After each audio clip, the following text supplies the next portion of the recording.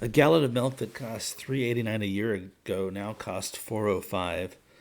A, if the cost is increasing linearly, what is the growth rate?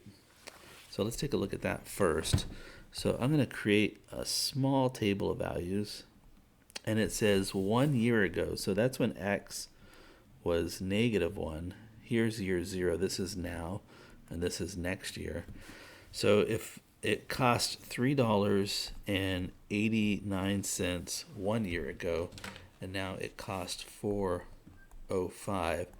So if this is growing linearly, that means that we just need to get the difference in our y value. So if I take the 405 and subtract 389, I get 16 cents. So 389 plus 16 cents should be 405. Yeah. So this is increased by plus 0.16. It says, if the cost keeps increasing in the same way, what will be the cost 5 years from now? Well, because I've got the 0th term, right? It's right here, 405. And because I know my growth rate is 0.16, adding that, I can write the linear model. So the linear model would be y equals my growth rate, which is I'm going to write 0.16x, and then plus the 0th term, 4.05. So if we want to get 4 years from now, or 5 years from now rather, I'm just going to plug 5 into that. So 5 times 0.16 plus 4.05, it gives us $4.85. $4.85 would be the cost of the milk 5 years from now.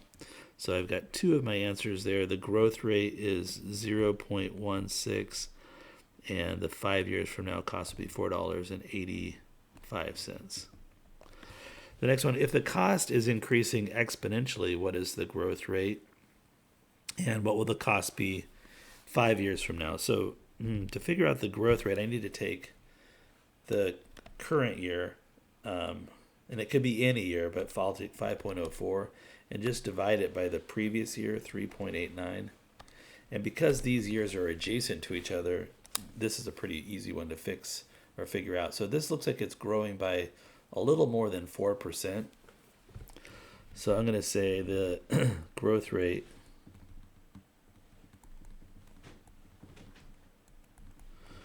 for the exponential growth,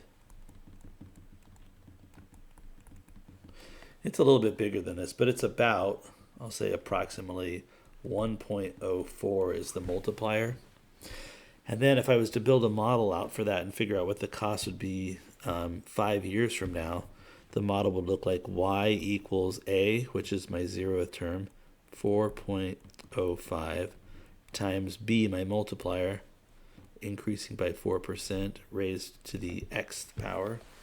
So I'll go ahead and grab $4.05, 4.05 times 1.04 raised to the 5th power.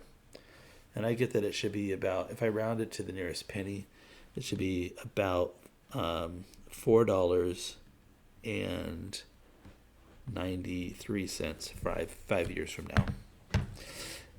And of course, that's the thing about modeling is interesting, right? I mean, I wouldn't really call this a model because it's not based on data. I'm just fitting 2 points and 2 points only, 2 data points, to either a linear model or an exponential model.